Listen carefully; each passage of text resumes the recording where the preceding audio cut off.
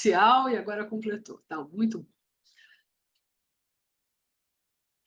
E agora nós vamos ouvir um paper bem complexo que a Renata está trazendo para a gente. Nem fala, sofri Mas complexo, mas muito importante, né? muito, muito. Para mim, ele está sendo Seminal. bastante importante. Tem bastante coisa que ainda está assim, em construção, né? Estou tentando ainda desvendar, mas vamos lá.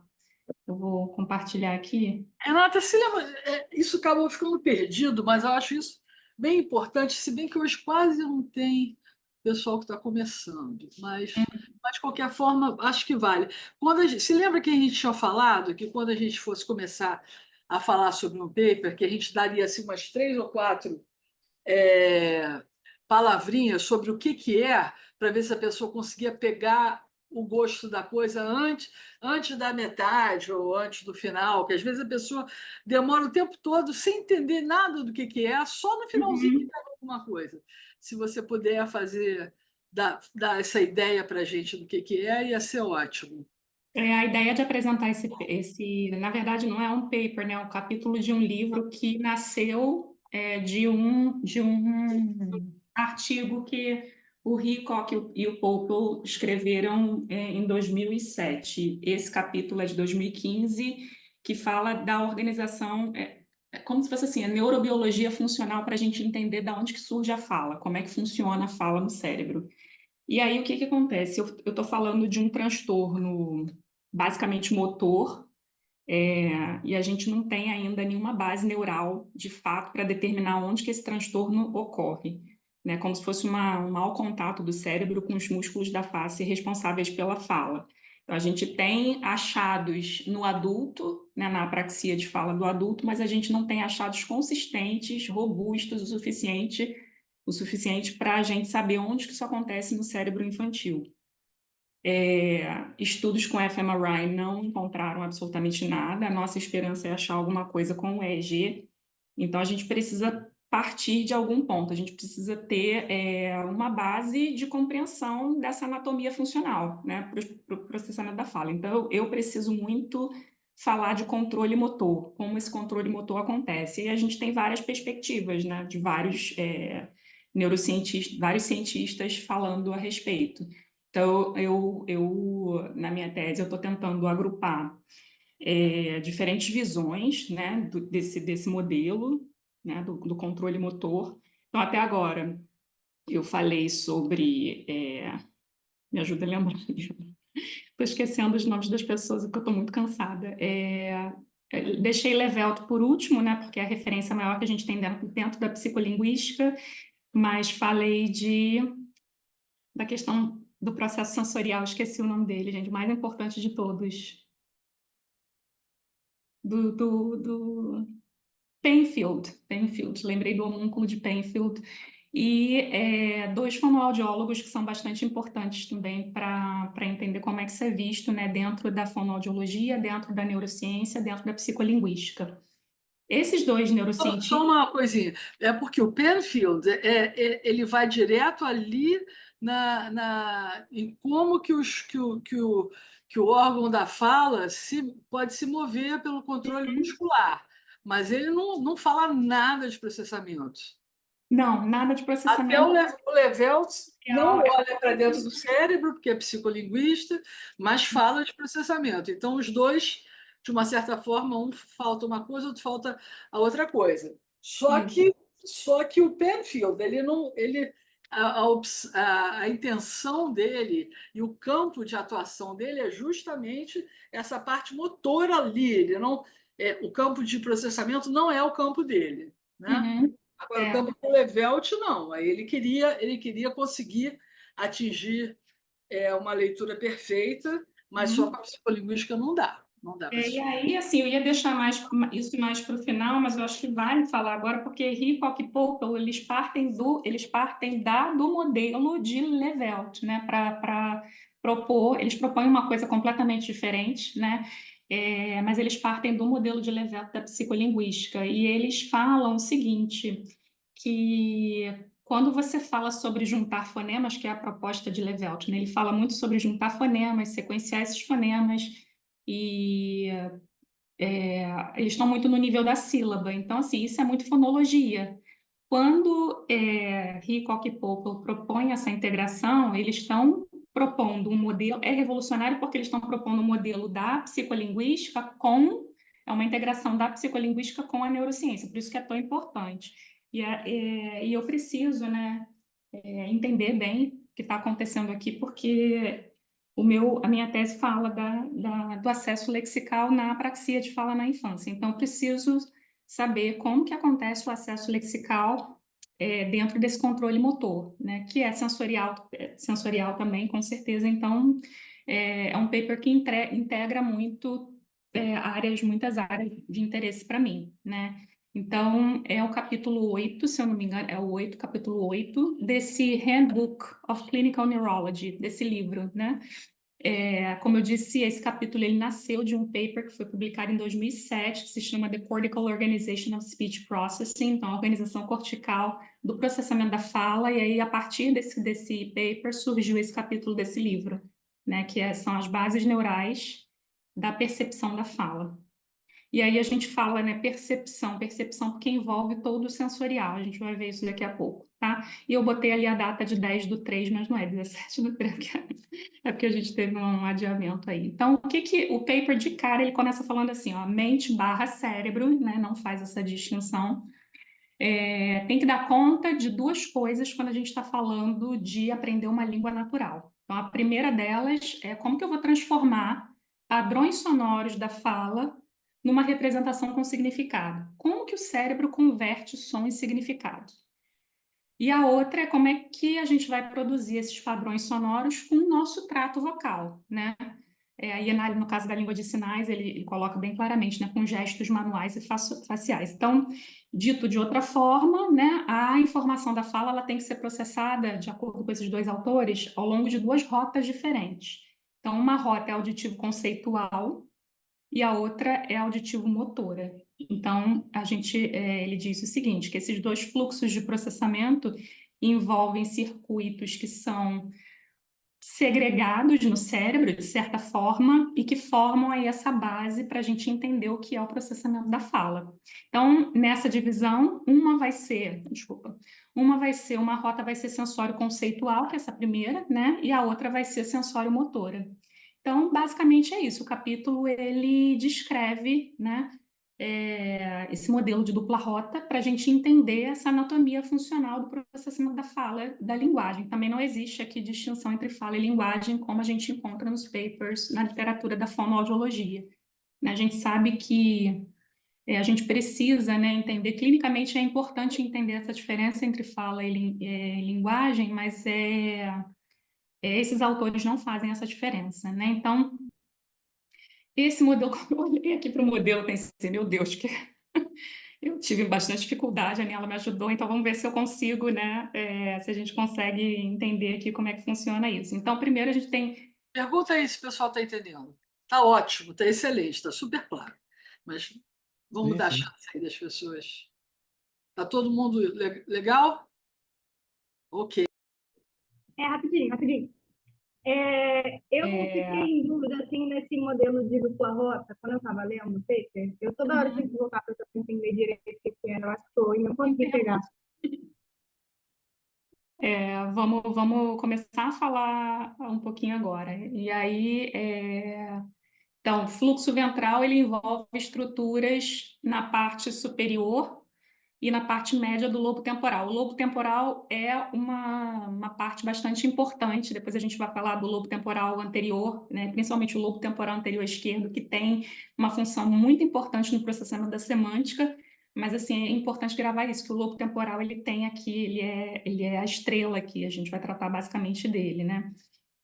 Então, esse fluxo ventral, ele envolve essas estruturas, né, nas porções superior e média do lobo temporal, e está envolvido, então, tudo que está nesse eixo está envolvido nos sinais de fala para compreensão, tá certo, Aniela? É isso mesmo, né, que eu entendi. É a compreensão. E o fluxo dorsal, né, o dorso, ele envolve estruturas na parte de trás do plano temporal. Ah, sim, eu não sei o que aconteceu com a figura que eu coloquei essa junção, acho que está mais para baixo, não sei por que motivo que eu coloquei mais para baixo. Essa junção aqui, ó, essa junção ela é importante a gente entender esse fluxo dorsal. Ela acontece de cima para baixo aqui. Tá certinho? É isso mesmo? Acho que é isso, tá. Então, isso está em contraste, né? Isso contrasta com aquela visão clássica que a gente já está acostumado, que o processamento da fala depende muito do hemisfério esquerdo, né? A gente sempre ouve, fala hemisfério esquerdo, fala hemisfério esquerdo. Então, essa proposição dele vai de encontro a essa visão canônica, né? Então, o fluxo ventral, ele é organizado bilateralmente, né? A gente sabe que existem diferenças aí entre os dois hemisférios. Ele coloca que são diferenças computacionais, então são diferenças de tarefas, né? Numa entrevista que eu assisti com eles, ele fala que são diferenças de tests, né? E a gente vai ver isso mais para frente melhor. E esse feixe dorsal, essa corrente dorsal, ela é fortemente dominante à esquerda. Então, o fluxo ventral é bilateral e a corrente dorsal é dominante à esquerda. Vocês conseguem ver qual é que é a direita e qual é que é a esquerda aqui? Olhando para o cérebro assim? Deixa eu mostrar aquela outra que eu falei para ver se de repente fica melhor. Aqui, ó. Essa, assim, acho que fica melhor, né? Para mostrar o que você falou de ventral e dorsal. Você quer falar? Pode. Não, fala você. Vou falar mais para frente, então. Então, a gente vai voltar nesse plano aqui algumas vezes, tá? Então, assim, falando agora só desse feixe ventral, né, que é a questão do significado, né, mais a parte da semântica mesmo, que é bilateral, como a gente já falou. Então, ele começa essa parte do capítulo dizendo assim, ó, o fluxo ventral é organizado bilateralmente, né, já foi dito anteriormente, embora não seja computacionalmente redundante nos dois hemisférios. Então, assim, a gente tem ali o fluxo ventral organizado dos dois lados, mas as tarefas, elas não são exatamente as mesmas, né, nos dois hemisférios. Então, assim, clinicamente, se você pegar um indivíduo e clinicamente você analisar essa pessoa, isso pode não ser óbvio, né? Então, assim, baseado só nos dados clínicos, isso pode não ser óbvio, porque ele coloca que danos no hemisfério esquerdo produzem déficits de linguagem múltiplos. Então, você pode ter prejuízos de compreensão, por exemplo, você pode ter vários outros prejuízos, né, que podem atrapalhar aí a tua comunicação. Mas, na maioria dos casos, os danos do hemisfério direito são muito sutis, então eles têm pouco efeito nas capacidades aí fonológicas, lexicais, né? Então, eu coloquei esse mapinha aqui para a gente, porque me ajudou quando ele fala, né, desses danos no hemisfério esquerdo, danos no hemisfério direito. Todo mundo leva muito mais em consideração, clinicamente falando, os danos no hemisfério esquerdo, mais do que do hemisfério direito. Então, assim, os transtornos da linguagem, os transtornos que acometem o hemisfério direito, eles são, de maneira muito global, diferentes, né, daqueles que a gente observa depois de uma lesão do hemisfério esquerdo. Mas isso não contribui para o acometimento, para que esse acometimento seja menos importante de um ponto de vista clínico. Então, o déficit nos componentes, como está ali, né, pragmático, prosódico, semântico e até discursivo, eles muitas vezes prejudicam muito a comunicação com o outro, né? Então, uma pessoa com lesão de hemisfério direito, ela pode ter, por exemplo, dificuldade de respeitar regras de comunicação, ela pode interromper o outro toda hora, né? Então, ela pode ter dificuldade de transmitir intenções comunicativas, coisas que são baseadas, por exemplo, na modulação, né? Coisa que modula os parâmetros prosódicos. Então, ela pode ter dificuldade. Então, às vezes, é um discurso um pouco mais estacato, robótico, né? Ela pode ter dificuldade de entender sentido indireto, por exemplo, uma piada, né? Sentido figurado da linguagem.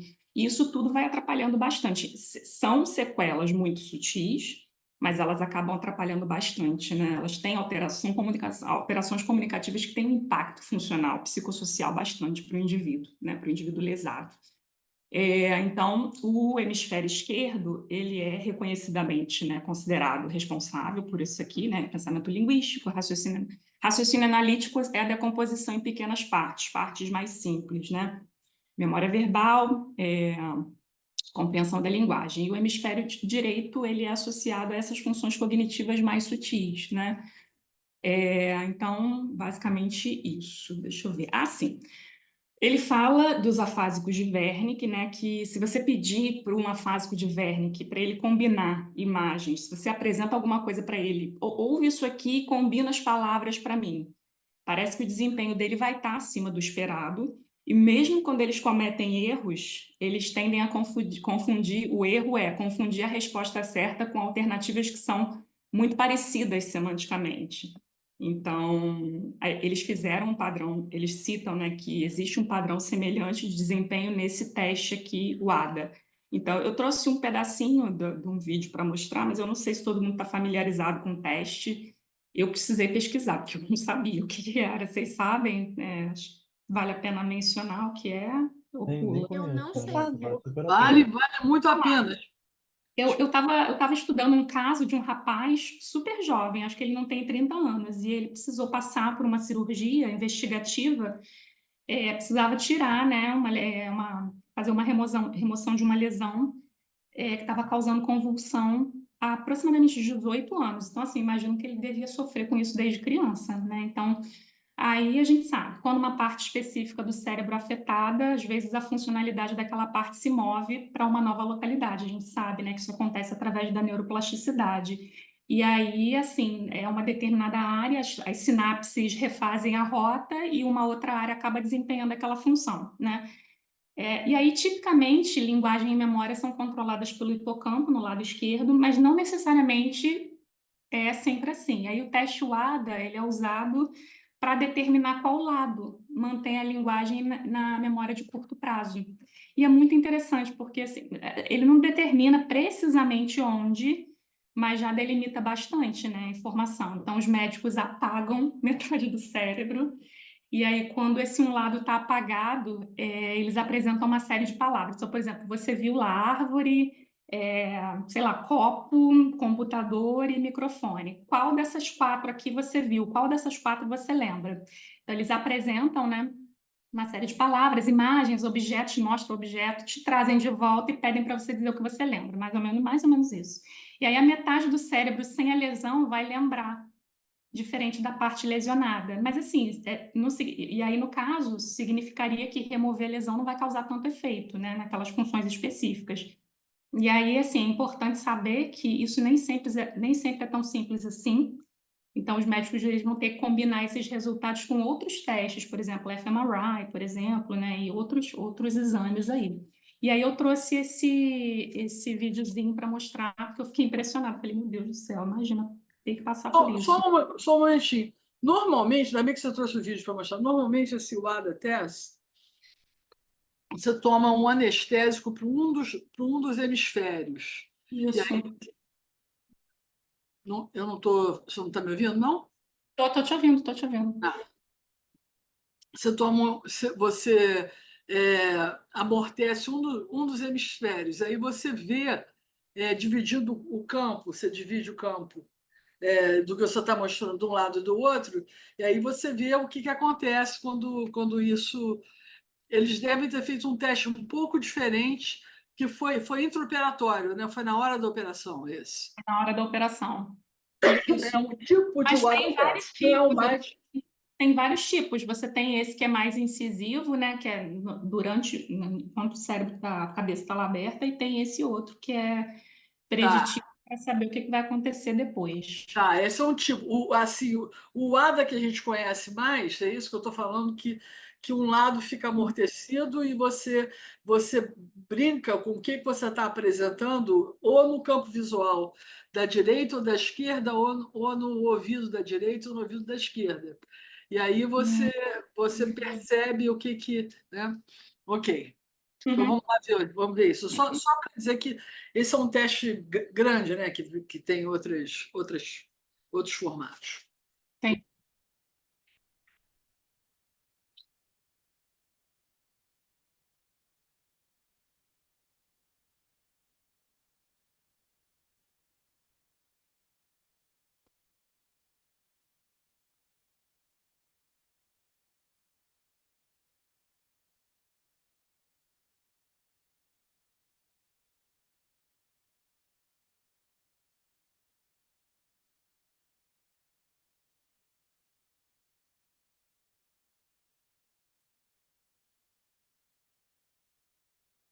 E normalmente é Alright. feito com EG. So go ahead, start counting 1 to 100.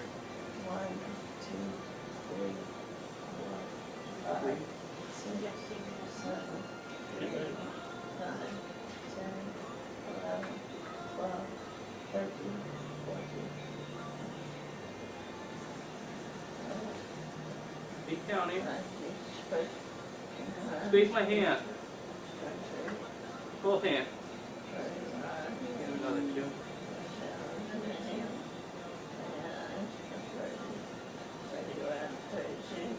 Start 3. Okay.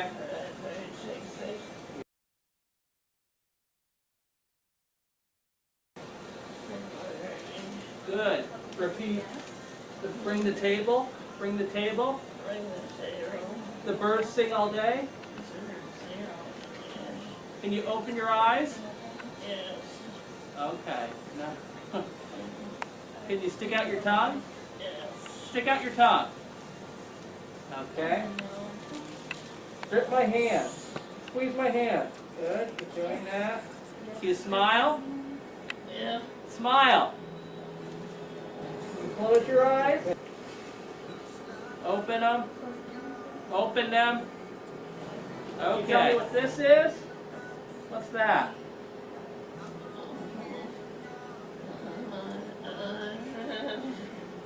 It's an art palette, okay?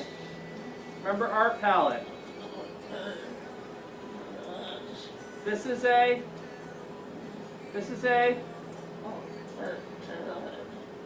it's a windmill. Remember windmill.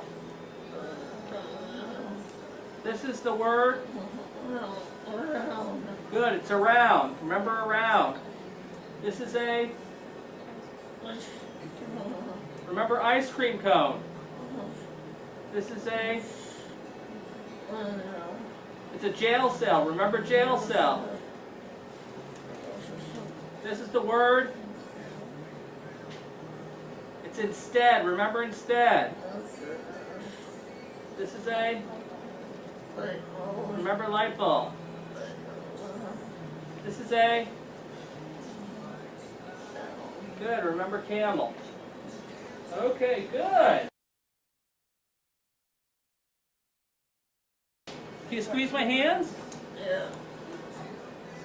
Still weak, has facial droop. Good. Stick out your tongue. Good. Tongue. You open your eyes? Good. Why don't you keep your eyes open as much as possible? You can sleep later, okay?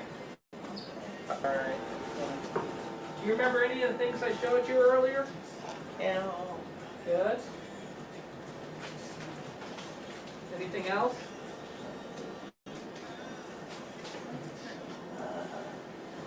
Vou deixar o vídeo disponível, porque senão vai acabar. Estou com medo da questão do tempo, né? De tomar muito tempo, não sei. Vou deixar o vídeo disponível junto dos slides. Eu mando junto dos slides para a gente, de repente, vocês de repente verem com mais calma depois, tá? Eu não sabia, né, da existência do teste, nunca tinha ouvido falar. Então, quando eles começam a falar das assimetrias computacionais, que são as diferenças de tarefas, né, nesse modelo de dupla rota, eles começam dizendo assim, a hipótese de que os processos de nível sublexical no reconhecimento de fala são organizados bilateralmente não implica que os dois hemisférios sejam computacionalmente idênticos. Nível sublexical é o nível do fonema, né? Diferente do lexical, que é o nível da palavra. Então, na verdade, existem fortes evidências, eles colocam que existem fortes evidências de diferenças hemisféricas no processamento de informações da fala, né? Informações acústicas, né? Da fala. E a base dessas diferenças, eles dizem que está sendo debatida atualmente.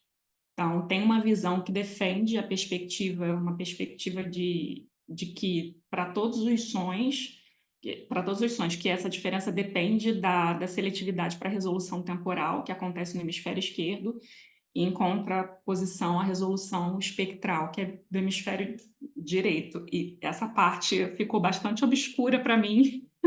A Aniela me explicou que espectral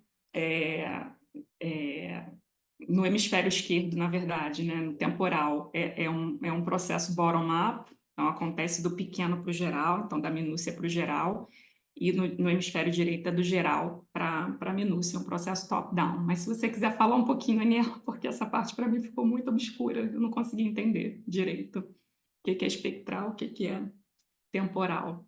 Ele fala dos formantes, né, para passar de um formante para o outro, isso é mais no hemisfério esquerdo, e quando ele fala de essa resolução espectral, isso é mais é o hemisfério direito que é responsável. Mas se você quiser falar. Mas quando eu falei para você, você não tinha me dado o início, o que eu te falei vale, mas eu tenho a impressão que aqui, nesse caso, ele está falando de uma coisa um pouquinho diferente disso. E coisas que são sublexicais, como, por exemplo, prosódia e essas outras informações, elas têm a tendência a serem espectrais, né? Serem menos assim a formação da onda, mas mais uma resolução maior, né? Do total, né? Dos envelopes maiores por fora e não por dentro, né? Eu acho que é isso que ele está querendo falar aqui. E também tem uma outra coisa que eu acho que ele está querendo falar, mas aí eu não sei exatamente se ele falou disso ou não. Ele falou alguma coisa de sílaba? Não, ele só fala desse processo sublexical. Tá, então tá. Ele comenta, tá? Tô com um artigo aberto aqui, que esse lado esquerdo estaria relacionado a mudanças acústicas rápidas, como transição de formantes. É isso. Uhum. Mas Agora, uma se coisa. eu não me engano, desculpa, gente. Não, pode falar. Não, se eu não me engano, é porque eu lembro de ter usado o modelo na minha dissertação, né? Esse modelo de Hickok. E aí assim, se eu não me engano, eles discutem alguma coisa assim sobre os achados entre pacientes que têm algum tipo de comprometimento, acho que nas regiões frontoparietais, alguma coisa assim, que implicaria num problema de identificação e discriminação de sílaba, mas, em contrapartida, eles conseguiam compreender as palavras inteiras, né? Eles não tinham problema de compreensão da palavra, mas Uhum. tinham problema em compreensão de sílabas, né? De identificação e discriminação de sílabas. E aí, por essas e outras evidências, que eles buscaram um modelo que desse conta desses achados da neurociência, né? Que buscassem um modelo que buscasse de alguma forma dar conta dessas discrepâncias funcionais, digamos assim, supondo que, bom, se existe uma diferença funcional, pode ser que exista uma diferença estrutural também, né? Que essas questões tenham áreas do cérebro diferentes implicadas em cada uma dessas tarefas. Então, não me lembro exatamente se nesse texto que a Rê está trazendo, se eles falam disso, mas eu acho que no paper de 2007 existe uma discussão nesse nível, sim, de sílaba e palavra. Maré? Gente, primeiro eu não entendi se eu entendi bem, mas não tem oposição entre espectral e temporal, né, gente? São, assim, duas informações que dizem respeito à mesma característica, que é qual Só rápido. a forma de propagação dessas informações é que é diferente. É a mesma característica, mas elas se propagam de forma diferente. Mas ele coloca aqui bem claramente, ó, temporal left hemisphere versus spectral. É uma resolução uma versus a outra. Ele coloca as duas como uma. Entende? Não sei se eu entendi errado, de repente. Então eu também eu não li esse porque eu pensei que era o mesmo artigo de antes, então não consigo, né, apontar no texto. Mas assim, normalmente, né, falar de espectral, falar de temporal é só duas maneiras de falar de, né, um mesmo fenômeno. Acho que Agora, quando é radiação, Maré, quando é radiação, e quando você tem tá. informante da onda assim, mais claro, Aí é Não, uma. eu entendi, porque quando você fala de formantes, por exemplo, qual é a característica de formantes, né? Que elas têm determinadas energias maiores em termos de determinadas frequências, né? Ou seja, por exemplo, quando você quer analisar formantes que compõem uma vogal, você pode também projetar, por exemplo, né, uma análise espectral, que ele vai mostrar assim, olha, o que que caracteriza um determinado formante acusticamente? É que ela tem certas contribuições, né, mais fortes em determinadas frequências, ou seja, o ritmo de processamento no hemisfério esquerdo ele é muito sensível a essas mudanças espectrais, né? Por quê? Porque ele consegue detectar modulações muito rápidas, né? Que são essas modulações que são características de detecção fonêmica, né? É isso? Não, mas Seria temporal, não? é o contrário que você está falando. Ele precisa ser. Não, eu entendi. Ele precisa ser. Entendi agora. Ele precisa ser rápido, porque essas flutuações espectrais são muito rápidas, né? Além disso, tem outras informações temporais, como, né, mudança de onset. Mas agora eu entendi o que vocês querem dizer com espectral, que é o pitch, né? Quer dizer, as mudanças de pitch. Agora já saquei. Tá, então me encontrei. Ou seja, né, sim, quer dizer, o hemisfério direito ele é mais, né, sensível a mudanças de contorno prosódica, que são mudanças, né, assim, de tom, né? Pode ser. Nesse paper que está lá, mas o que ele acha, que eu acho que ele foi a primeira pessoa que pensou nisso, o Popolo, é que a sílaba é super importante para o lado esquerdo. Ela combina duas coisas que para ele seriam uma unidade, que é o seguinte: é o ponto de articulação com a capacidade com características da saída do ar, Uhum. as vocálicas. Então, a sílaba tem tanto um lado consonantal, que é um ponto de articulação, como também essa outra informação do ar saindo. Isso, para ele, é uma unidade de sensibilidade acústica. E essa unidade de sensibilidade acústica, comparando esses dois lados, estaria localizada do lado esquerdo. Então, a resolução temporal está para o nível segmental e a resolução espectral está para o nível suprassegmental, é isso? Isso Isso. São maneiras de dizer, né? Quer dizer que ele é sensível a características de altura, de melodia, de força, de entonação, né? Que também é responsável pelo padrão intonacional das sílabas. Agora eu entendi porque é que você estava falando espectral e temporal, né? isso. Quer dizer que no hemisfério esquerdo você tem que ter mais sensível a flutuações, né, temporais, porque você está tentando detectar mudanças fonéticas, fonológicas, fonêmicas, né? E o direito você tem que estar mais sensível a questões de modulações, como a Anela escreveu. Mas só que assim, mas nível sublexical pode ser qualquer coisa, né? Quer dizer, uma sílaba é um nível sublexical também, né? Não, mas, por exemplo, se você tiver numa sílaba, você veria, é, na sílaba, você tem menos como ver coisas. É uma unidade que tem essa transição, mas é uma coisa mais da forma, né? O nível do pitch, ou se vai para cima ou se vai para baixo, a modulação de som. Não, para a sílaba tanto faz, quer dizer, você tem que ter essa informação separada da sílaba, porque qualquer sílaba poderia ser acentuada, poderia não ser acentuada, né? Mas o modelo dele não diz que o hemisfério direito é mais sensível a informações silábicas? Ou eu entendi errado?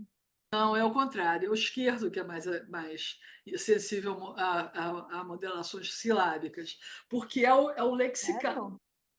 Ah, então. Ah, eu Uhum. estou me lembrando errado, então. É o envelope prosódico e todas as características, tom, tudo isso fica para o lado direito, que pode ser aplicado em qualquer tipo de sílaba.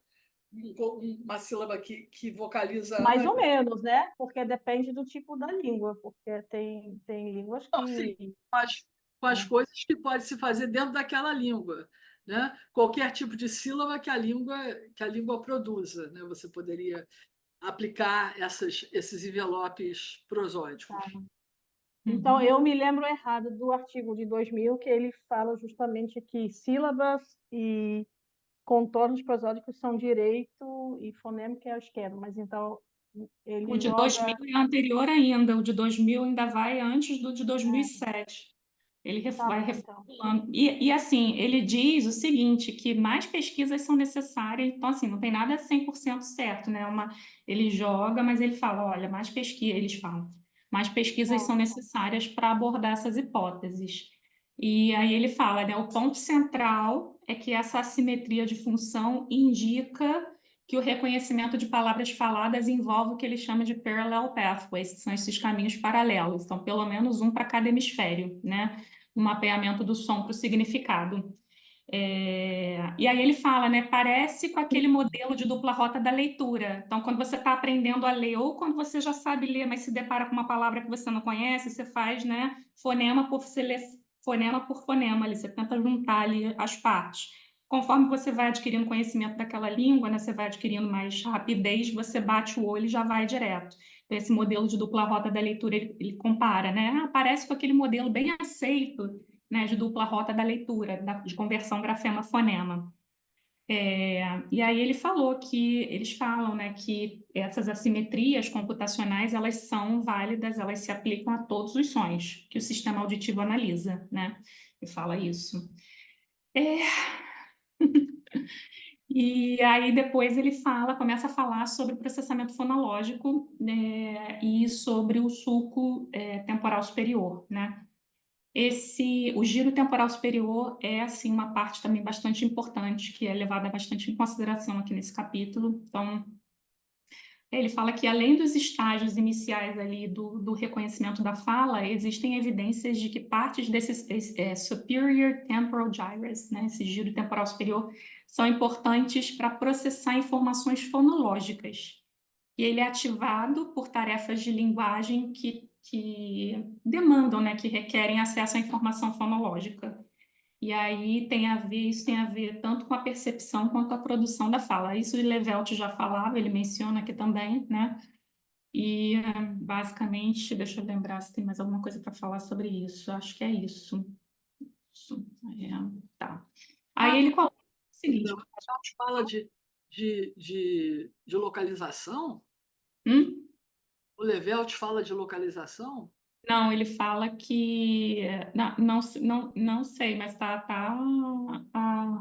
que o nome não. dele. Tem um artigo dele acho que é Indefree que fala, né? Ah.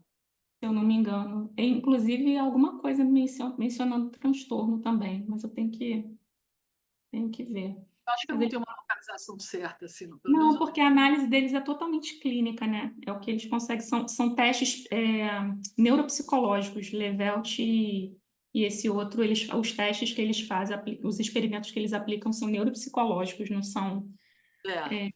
é na neurociência, é na neuropsicologia, né? Diferente, psicologia cognitiva. Então, eles falam o seguinte, que tem atualmente uma questão não resolvida, tem a ver com a contribuição desse STS anterior versus o posterior, né, no processamento fonológico. Aí eles começam a falar das lesões, né? Então, tem evidências de lesões que indicam que danos nas áreas posteriores do lobo temporal são mais preditivos de déficits na compreensão auditiva, né? E aí ele começa a falar do lobo temporal anterior, né?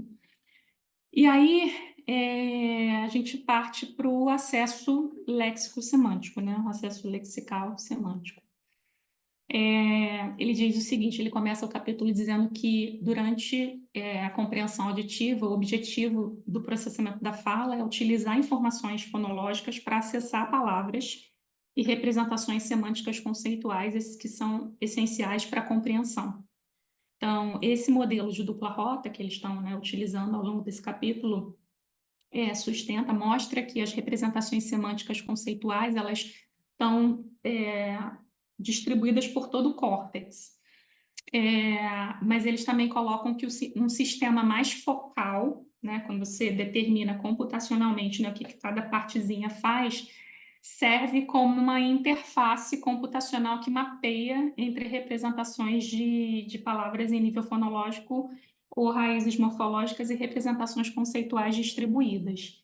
Então, eu entendi que essa interface entre o nível sublexical, né, o nível do fonema, e a parte morfológica e representações conceituais, é o conceito, né, a ideia semântica no geral. Assim, sobre o ATL mesmo, né, o lobo temporal anterior. Então, é uma região bastante delicada, né, porque essas regiões do lobo temporal anterior, elas estão envolvidas tanto no processamento léxico-semântico como no nível da sentença. Então, são processos de integração tanto sintática quanto semântica. E aí ele começa a falar de pacientes com demência semântica. Eu apresentei um paper no iniciozinho, né, quando eu entrei no ACESIM, era muito difícil para mim entender o que era demência semântica. E aí eu lembro que, na época, quando eu pesquisei, eu vi que é um tipo de afasia, né, é um tipo de afasia progressiva primária. E o seu lado esquerdo é mais afetado, né? Ele é mais afetado e você vai perdendo progressivamente a capacidade de compreender palavras. Então, a sua fala é fluente, mas ela não necessariamente tem um significado. Então, você normalmente não lembra do vocábulo especificamente, né? Mas você usa um termo genérico você usa o conceito, né? Para se referir àquela palavra. Isso é a demência semântica. Então, eles falam que pacientes com demência semântica apresentam atrofia envolvendo esse lobo temporal anterior, né? O lobo temporal anterior esquerdo, ele é muito mais citado, né, do que só o lobo temporal anterior, e apresentam uma atrofia nessa região, só que eles não falam do lobo temporal anterior esquerdo especificamente, eles usam o termo eles dizem que isso acontece bilateralmente.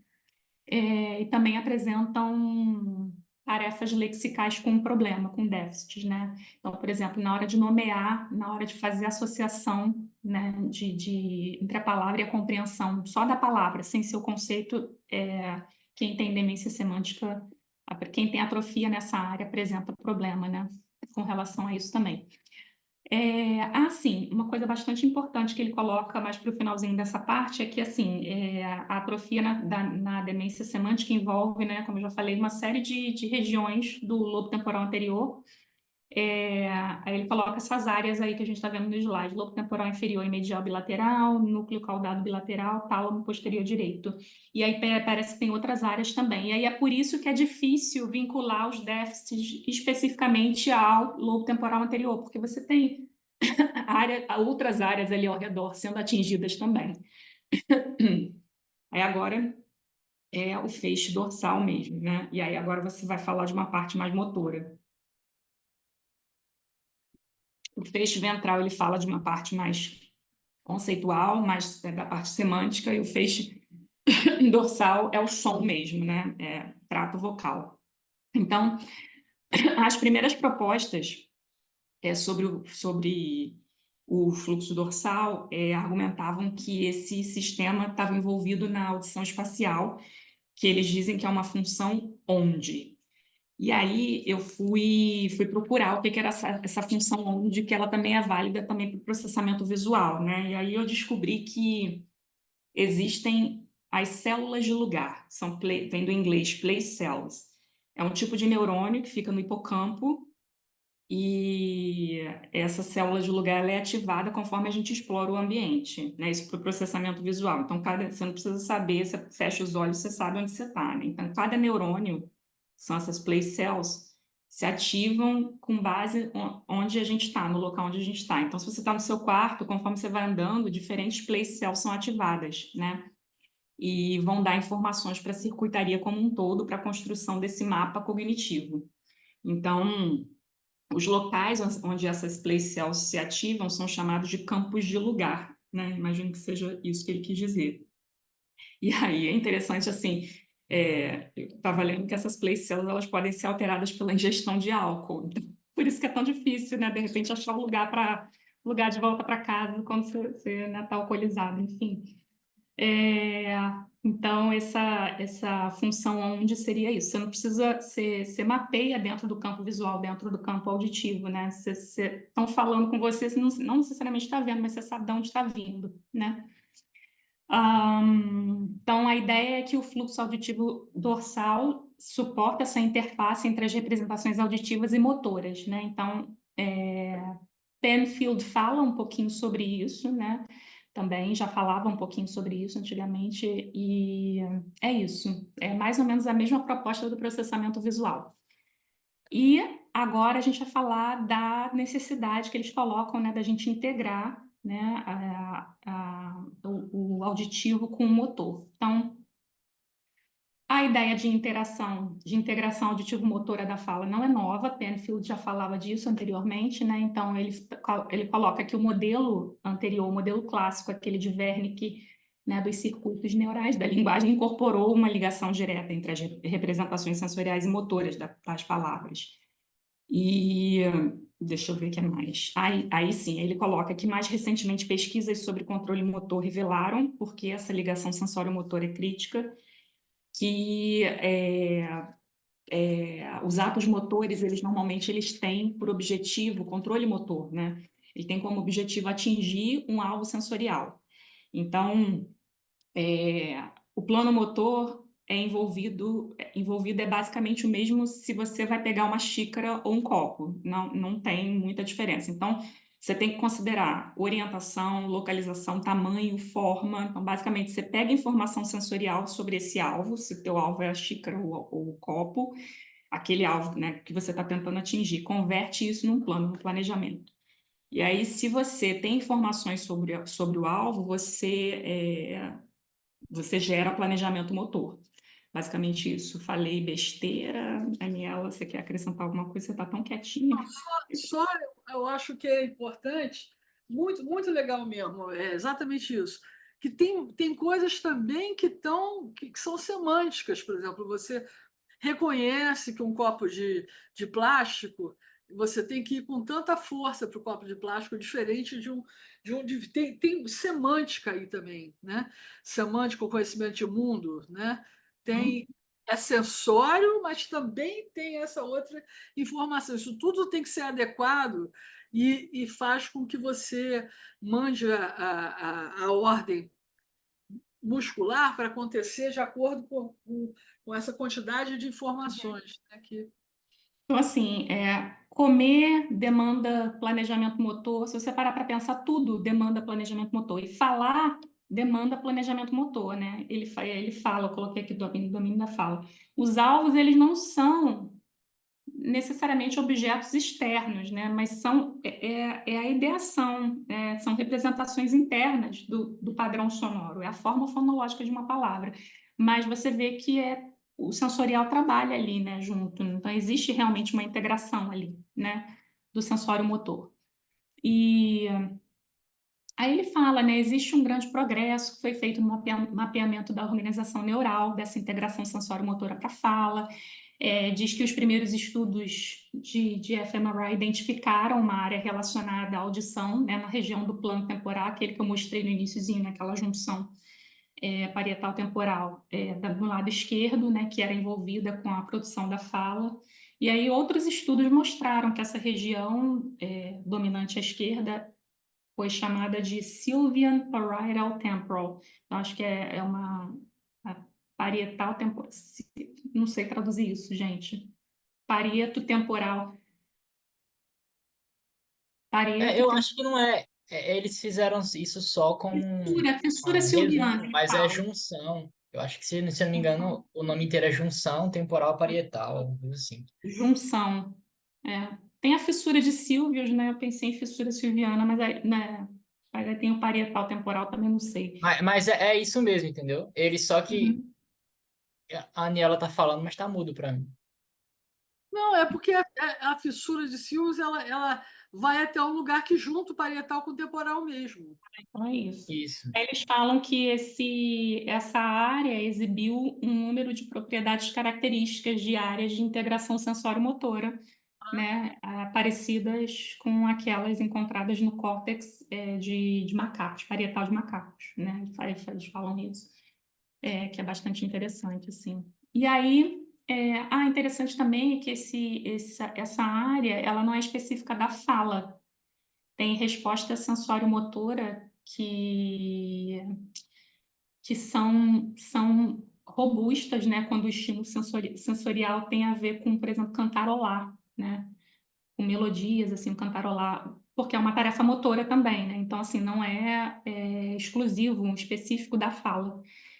Aí ele coloca que essa atividade nessa área está muito correlacionada com a atividade desse pars opicularis, acho que é assim que fala, que é o setor posterior da região de Broca. E aí, assim, todo mundo que conhece um pouquinho de apraxia pensa de cara, né? Será que tem a ver com... Será que é alguma lesão, alguma disfunção na área de Broca? Não sabemos, assim. Todos os testes que foram feitos até hoje. Então, é uma área, de repente, que pode ser uma área de interesse para mim, mas assim, a literatura não fala nada específico, né? E isso é muito angustiante. Então, assim, de forma mais ampla, essa área ela está situada no meio de uma de uma rede de regiões, né? Auditivas e motoras. Por isso que eles falam tanto dessa integração. Precisa haver, né? Precisa haver uma atenção maior para essa integração auditivo-motora. Mas Que está estão ali. engraçado que aqui tá direito, né? Acho que tá para a posição deveria ser assim, né? Essa parte aqui, não sei. A Não, está figura, direito, né? está direito isso aqui que você está mostrando. Sim. Estranho, né? A figura ficou Ah, errada. você trocou? Não, não troquei, não, era aquela. Mas eu acho que de repente a figura tá ruim. É. Eu queria mostrar para vocês isso aqui, mas eu queria muito mostrar a legenda também, que é importante.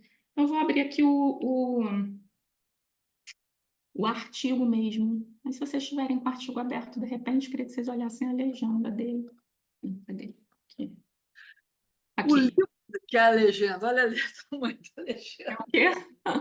O livro que é a legenda Não, em formato de esse livro. livro aqui é o livro do nono ano. Ah, aqui, se vocês...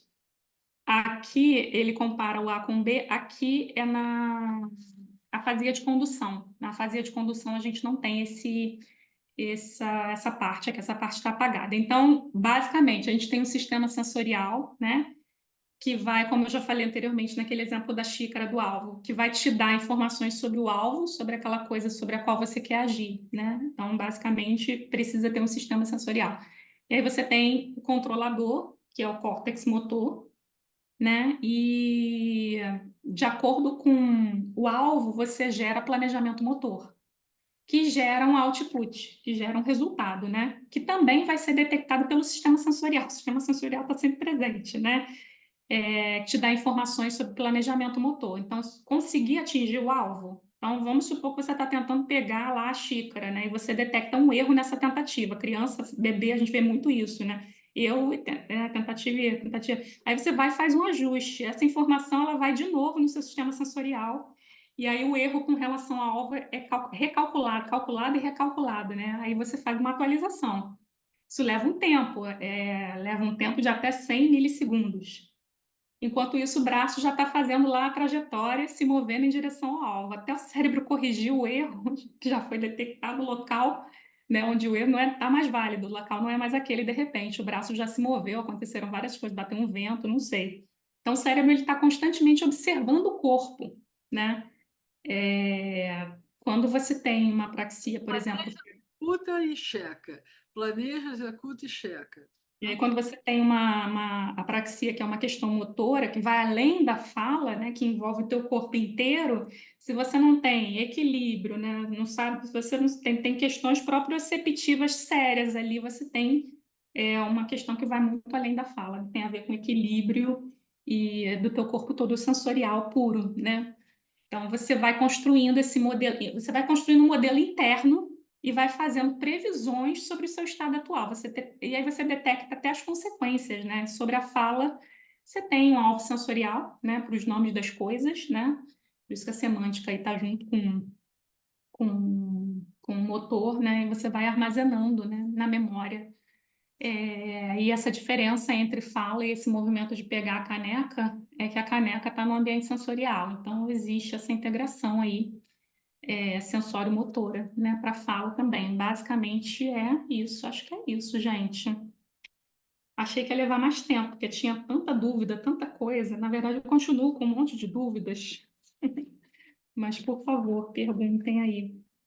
Deixa eu ver se tem No, mais alguma outra coisa. aqui no modelo, por favor. Tá. Um atrás. Não, não, esse. Uhum. Mais uma. Aqui, né? Isso. Não, não. É aquele do modelo lá no final, lá no finalzinho.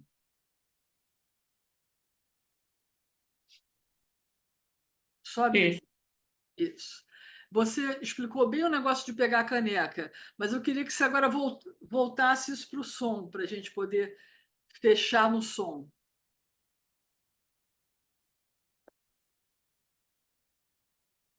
Eu acho que é basicamente isso. Você tem a ideação, a ideia do que você quer dizer. Você precisa planejar a orientação, movimento, speed, que é, né, a velocidade de um fonema para o outro. E aí você transforma isso em motor concreto. E aí você precisa ter em mente as propriedades dos itens sublexicais. Então, por exemplo, é um fonema produzido mais na parte posterior, mais na parte anterior. Se eu juntar esse fonema com essa outra vogal, o que que eu vou fazer? Eu vou ter que espaçar mais os lábios, eu vou ter que abrir mais a boca. Então, Está onde? Isso que você está falando tão interessante está onde? aqui. Quando eu jogo isso, isso aqui está na ideação. Isso aqui, quando eu jogo A isso para o gente não está vendo você apontar, não, Renata. Ah, não? Ih, caramba. Tá, o mouse tá lá Agora, embaixo, do lado do agora. B. Agora tá.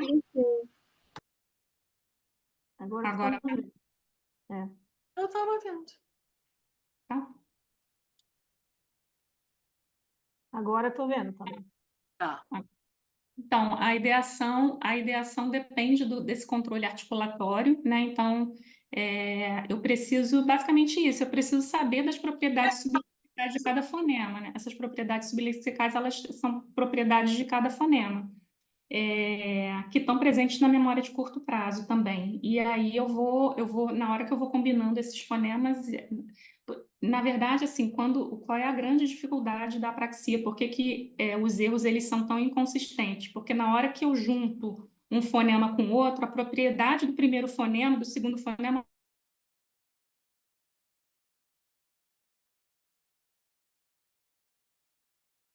quanto mais características, quanto mais fonemas você tem, quanto mais longa é a palavra, quanto mais combinações eu tenho que fazer, menos eu consigo, né, colocar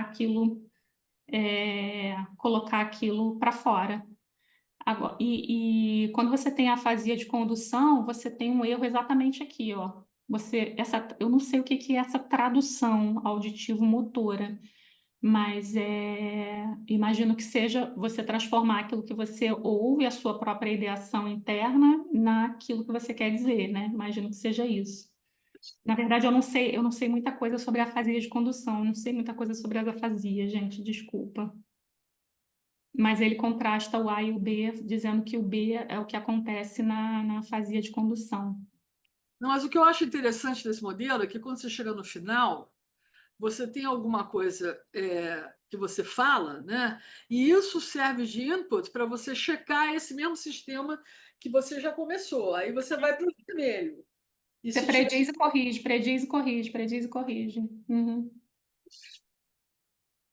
isso, se tiver Qual é o teste, novamente, que distingue, por exemplo, o erro de assim, a afasia de condução? Tipo, você não consegue repetir palavras? É isso? Não sei. aquele primeiro Lichtheim House, aquela casinha da Aham. Lichtheim, que ele fazia uma ligação entre o motor. Isso eu me lembrei, eu só não me lembrei como que eles fazem, qual é tipo o teste-chave para eles disserem que alguém tem afasia de condução. Uhum. É tipo, você compreende, ou seja, diferente de Wernicke, você compreende e você produz, mas você não consegue repetir, é isso? Por exemplo, você acabou de ver uma coisa, né? Aí eu pergunto para você, o que você viu? Você já não sabe mais, porque você não conseguiu mandar para frente. Aham, entendi. Você não conseguiu mandar aquilo para frente, esses dois lados precisariam estar com o fascículo arqueado. É como se o fascículo arqueado tivesse cortado. Uhum. Mas, ô Aniel, eu acho que nesse artigo, se eu não me engano, eles dizem que não é isso. Ó, entretanto, eles contradizendo essa ideia do fascículo arqueado. Há Ah, boas evidências de que essa síndrome resulta de disfunção cortical. O déficit de produção é sensível a load, então deve ser tamanho, carregamento. Erros são mais comuns em palavras grandes e de baixa frequência, e erro e repetição verbatim, não sei o que é isso, de sequências da fala com Repetida. pouca restrição semântica. Eles falam isso na página 155. bem, porque isso quando foi pensado, repara que quando isso daí foi pensado pelo Wernicke e pelo Lichtheim, que era aluno do Wernicke, eles não tinham nem a possibilidade de enxergar o fascículo arqueado. Mas eles falaram assim: deve existir um órgão aqui que está juntando os dois. Aí, vamos dizer, 80 anos depois, eles conseguiram localizar o fascículo arqueado. Aí eles puseram na boca do Wernicke e do Lichtheim, que já estavam mortos há muito tempo, essa palavra de fascículo arqueado, que eles nunca usaram, tá? Então, o que o Popper está dizendo é que, na verdade, nem é o fascículo arqueado, que é uma outra coisa. Mas existiu uma previsão naquele momento, 1890, que houvesse alguma coisa diretamente ligando os dois. Aí o Popper está dizendo que ele acha que é uma lesão, não é isso? Que você falou? É uma Ele fala disfunção cortical só, ali no artigo. Não vertical. sei. Quer dizer, a gente nem sabe o que que é, se é está desmelizando, se é aconteceu alguma coisa, ele está falando. Hoje em dia a gente já sabe que, na verdade, não é o fascículo arqueado. Mas essa nem foi a previsão original. A previsão original é que houvesse alguma coisa, qualquer que fosse, que permitisse o seguinte: você ouvir aquilo que você falou e, portanto, você poder fazer correções daquilo que você falou. Então, você precisava estar ligado à tua produção com o que você estaria ouvindo. Teria que ter para você a mesma coisa que teria que ter para uma pessoa que não é você. Você fala com uma outra pessoa, a pessoa te escuta e responde, mas você teria que fazer isso para você poder ter esse controle motor e voltar e também, tanto de um lado como do outro. Então, na época, eles falaram, existe alguma coisa aqui, um feixe de nervos que junta, que depois disseram que seria o fascículo arqueado. Então, pelo que você está me dizendo, o povo está dizendo que não é o fascículo arqueado, que não deve ser, ele não sabe ao certo, né? Não parece. Ele cita uma pesquisa do Hickok e de outro cara aí de 99 e 2000. Aham. Depois a gente pode olhar o que eles estão achando que é, o que eles acharam que não é o fascículo arqueado. Mas é só para fazer um disclaimer aí para o Wernicke, porque, na verdade, o próprio Wernicke não disse que é fascículo arqueado. Mas se disse muito. Por isso, então, É, o fascículo arqueado aqui na seta verde, senão ele podia, né? Teria botado. agora, parabéns, Renato. É um texto muito complexo, né? Mas eu acho que nesse texto eles tentaram ser um pouco mais palatável do que Também naquele acho. original. Eu coloquei aqui a citação Não é para provar que eu tenho razão, mas é porque realmente eles dizem, né, que eles fazem essa distinção entre processamento nível segmental e silábico para a esquerda e direita, em 2007. E nesse artigo, na verdade, eu acho que eles não chegam a detalhar isso tanto, né? Esse Ah, artigo é menos detalhado. Não, porque eu pensei que eu estou louca, né? Quer dizer, eu acho que aqui eles não falam tão especificamente, eles aqui fazem o que a Renata falou, que era mesmo a oposição temporal espectral, que eu tinha esquecido dessa caracterização, né? muito legal. Eu Agora, consigo entender algumas outras coisas, né? Tem coisa que está ainda sob construção. Mas Não, eu mas está certíssimo. Eu que me lembrei diferente. Isso, está certíssimo. E foi legal que ela estava. A Renata é uma autodidata, né? Ela estuda sozinha, não sei quantos anos. E aí ela sempre parte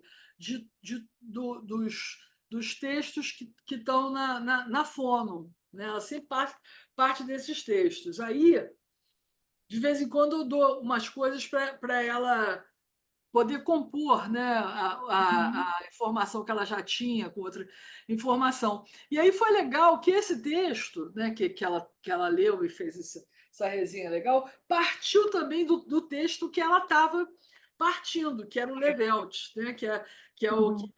é usado mais na fonoaudiologia. Na Psico, Levelt. É, e Não, Levelt é de produção, né? usa, É. usa, É. usa o Levelt. Se eu for pegar o pessoal da Fono, se baseia pelo Levelt. Ah, é? Ah. A Emily usava o Levelt, né? Uhum. Então foi legal que você pôde. O que eu achei legal é que o povo está falando, isso aqui que a gente fez partiu do Levelt. Então você pode bem ver como é que a coisa, né? Foi bacana. Mas tem uns textos. Eu acho que, Renata, agora que você meio que, se você achou muito difícil, né, esse texto e você conseguiu digerir, você meio que passou uma curva de aprendizagem, né?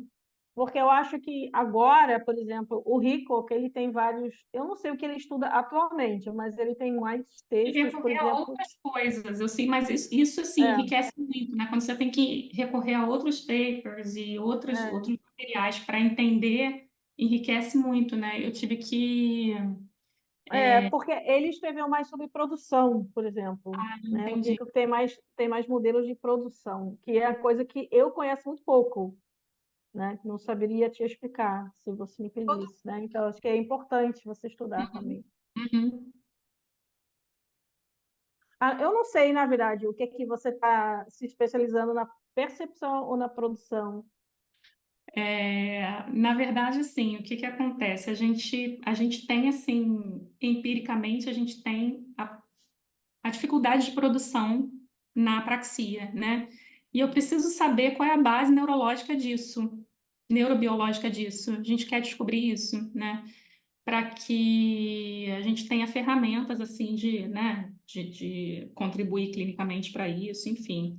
É mais ou menos isso. Porque, assim, a gente já tem um resultado de produção, porque você tem vários tipos de intervenção, está todo mundo no escuro, todo mundo está tentando vários tipos de abordagem, todo dia surge uma abordagem, todo dia não, mas assim, vira e mexe surge uma abordagem. Existem hoje várias, né, abordagens para tratar a apraxia, as pessoas estão tentando tudo que elas podem, mas a gente vê que existe resultado até a página 2, né? Falar Acho uma que você coisa para você ver saber se você acha que eu tô falando certo. Uhum. O que acontece tem uma separação, uma segregação entre esses dois circuitos da apraxia, né?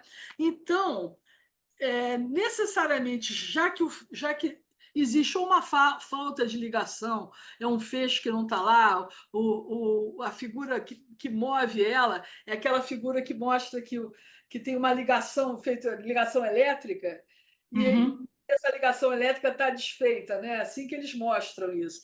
Tá, É. o caído não tá entrando no soquete, o fio está solto assim. Isso para você entender o que está acontecendo.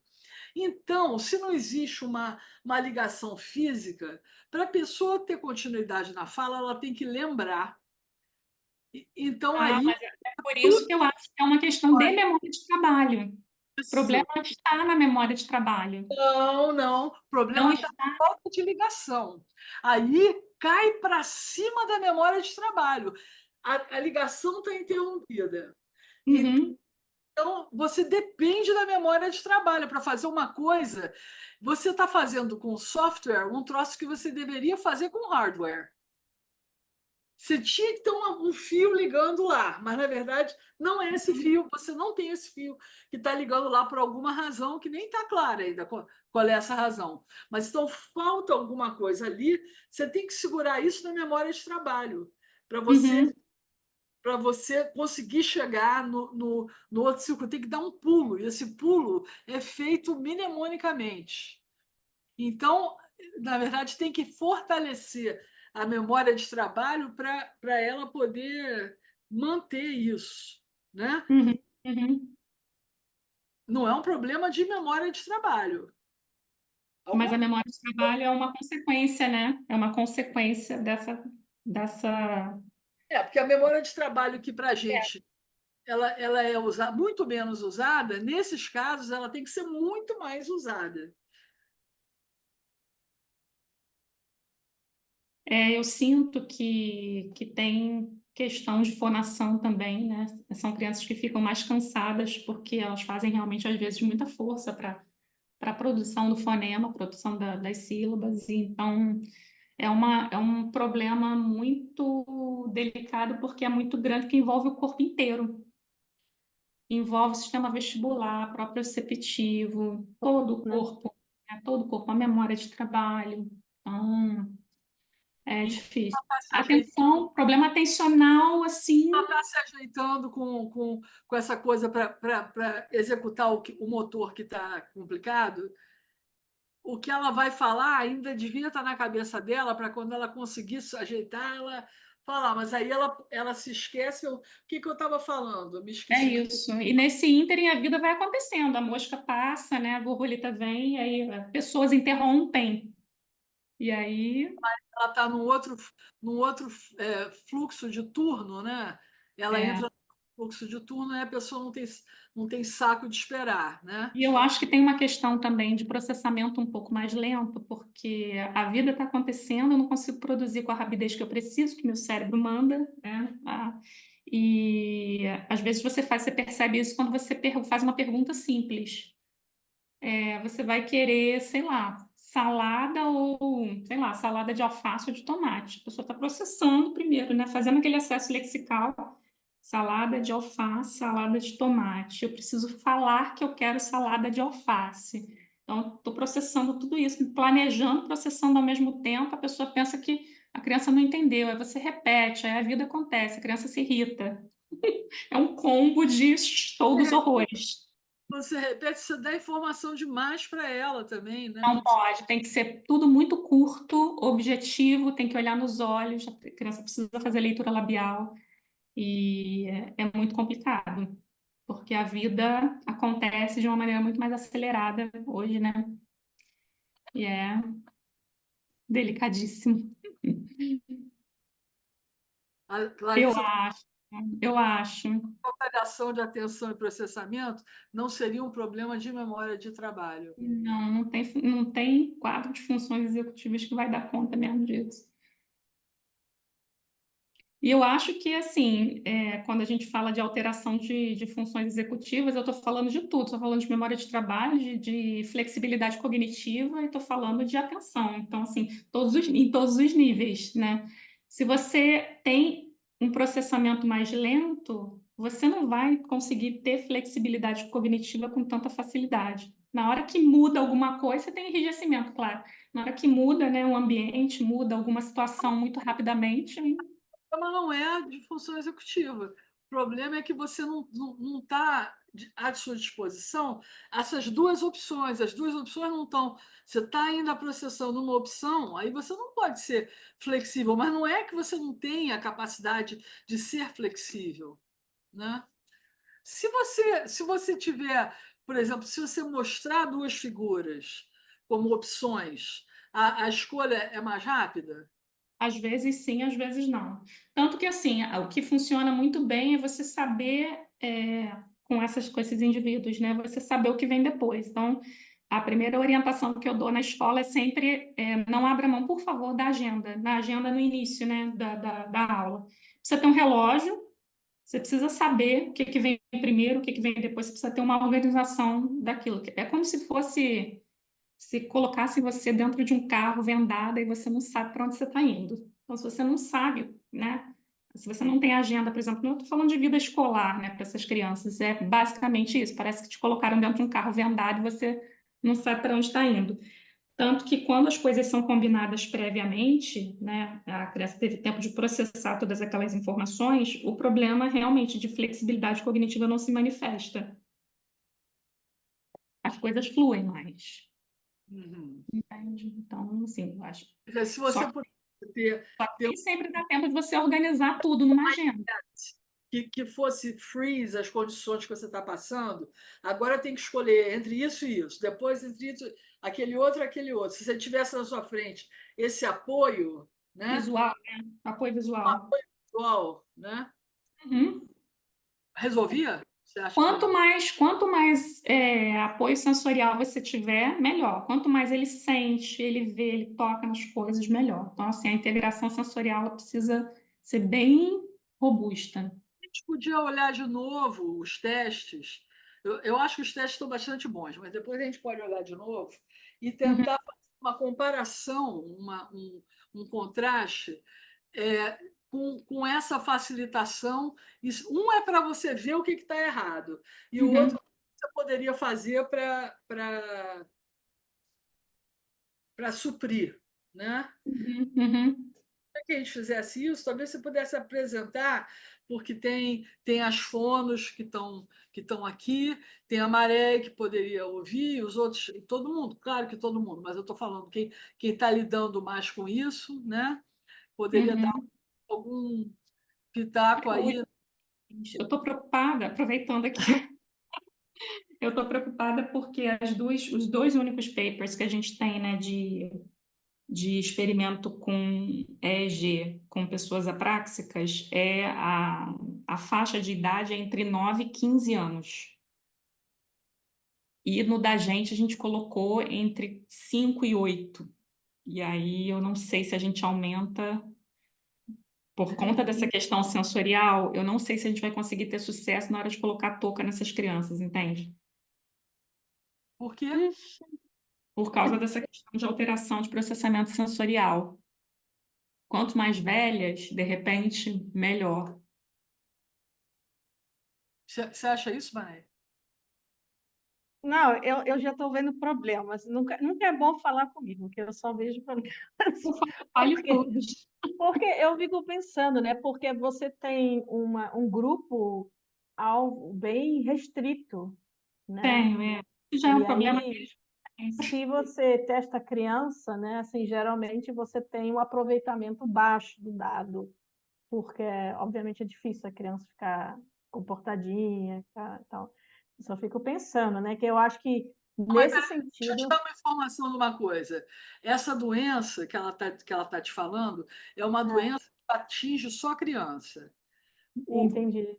Não, para eu acho que claro que pode ter. que seja adulto, outra coisa bem diferente. É, Então, não adianta ela fazer com adulto. Ela Mas não acontece um não, problema, Daniela. Essa população, porque o problema foi descoberto há pouquíssimo tempo, né? Só que a população está crescendo e o problema está acompanhando na adolescência. entendi. O transtorno foi descoberto há pouquíssimo tempo, né? Ganhou esse nome de apraxia de fala na infância, porque, na verdade, desde 1995, Darley já cantava essa pedra, ninguém ouvia ele, o negócio só foi cunhado em 2007, né? Foi cunhado tem pouquíssimo tempo. Essa população está crescendo e o problema está acompanhando essas crianças, acompanhando esses indivíduos na adolescência até a vida adulta. Hoje você tem pessoas, os mais velhos que a gente conhece, que a gente tem contato, tem 21, 22 anos. Mas, de qualquer forma, eles não são iguais aos adultos, né? Não, quando você teve quando você descobre essa questão já na vida idosa, tipo, depois dos 60 anos, é porque teve alguma questão ali mesmo, alguma Então, afasia. então, a gente tem que primeiro isolar esses outros casos que não interessam a Tá. gente. Interessa Uhum.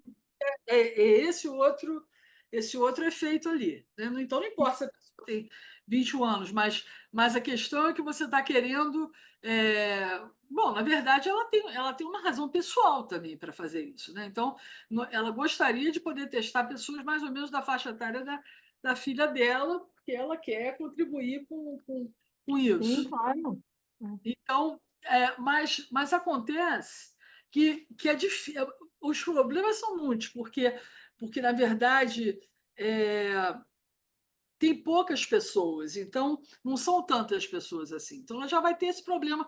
Pode ser que ela perca alguns testes e ela não tem tantas pessoas, mas é de difícil. É muito difícil fazer o teste dela. Mas No primeiro paper só tem 2, né, de teste com EG. No primeiro só tem 5 indivíduos. 5 sujeitos. eu lhe 5. falei que não. Não, assim, mas é porque eles perderam pessoas ao longo do processo. Terminou com 5. O paper termina com 5. Mas eu acho que a primeira culta tinha 8, sabia? Acho que tinha 8 pessoas só. Ai, meu Deus. Mas no sentido, então, você está falando, Aniela, assim, na verdade, a pergunta é mais interessante para ser testado com É, crianças, né? É. para não fazer um confound com aqueles adultos Aham. que chamavam apraxia, mas que a doença é outra. Que Mas e crianças de 9 até que ela está propondo, você acha que não dá? dá, não É. precisa ser de 5, poderia ser um pouco mais velha. A gente pensou numa idade que seria ótimo se a gente fosse fazer isso, porque aí depois começa a misturar uma É. porção das coisas, com os atendimentos que a pessoa já teve, Aham. Isso é verdade. para não pegar mais a coisa. Mas se não for possível, porque a gente não está no ponto ainda de testar, se na hora de testar não for possível, aí a gente vai ter que fazer o É. quê, né? Pegar a Às, pessoa às vezes a gente consegue fazer o impossível, né? Eu chorei bastante durante meu mestrado. Também, né? Que era, assim, quando a gente pega um grupo que é restrito, né? Se não foram crianças, não, tá? Mas, mais. Não, é. certamente. É sempre difícil, não é fácil, mas essas coisas todas a gente tem que achar que é irrelevante, porque está no caminho. O que é relevante, a gente está com um teste muito, muito bom. E aí, então, Sim. a pergunta que eu te fiz, o que que você acha de. Agora eu já me esqueci qual foi a minha pergunta, mas Posso fazer uma pergunta para a Renata?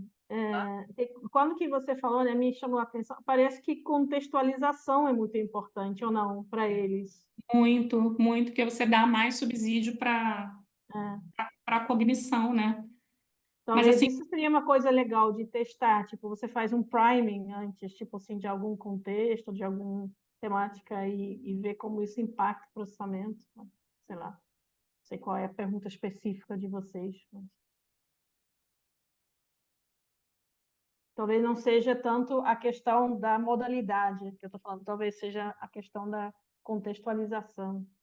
você tem que marcar aí gostei de você mostrar seu teste, para a gente ter as pessoas falando, é muito, muito bom. né?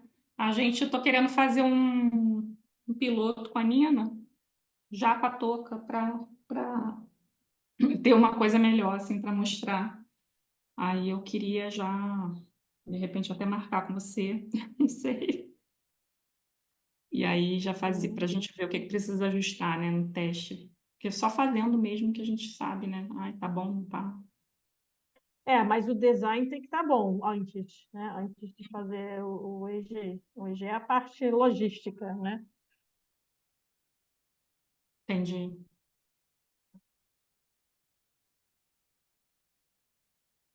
Então, Mas você já tem o A design, gente teve Nina? boas ideias para o teste, mas eu acho que a opinião das pessoas vai ser muito bom para a gente. Uhum. Tá ótimo. Tá bom, gente. Obrigada. Alguém tem mais perguntas? Uma Não, coisa. só um comentário. Na hora da apresentação da Renata, ela falou sobre células de lugar no hipocampo. Eu tinha lido no. Depois que o Léo apresentou aquele artigo de oscilações, que a gente passou 10 minutos discutindo o que é que um rato faz, eu fui olhar lá no livro do Baer sobre células de lugar, e ele comenta que esses testes eles foram feitos em ratos, mas a gente não sabe especificamente. Isso é o livro de 2017, né? Aí eu não sei se de lá para cá teve alguma coisa. Mas ele comenta que a gente não sabe se no hipocampo de humano tem especificamente célula para detecção de lugar. Ele comenta que o hipocampo é bom para a memória espacial, mas que não sabemos se tem esse tipo de célula específica para isso. Aí eu perguntar se o texto que você leu, os textos que você leu, eles falavam alguma coisa nesse sentido, se detectaram alguma célula específica. Até Olha, porque para estudar a gente é complicado, né? eu sei exatamente a resposta para te dar, mas eu não vou te dar que é a parte do meu curso. Ave Eu Maria. exatamente sobre essas células. Então, eu não vou falar nada agora.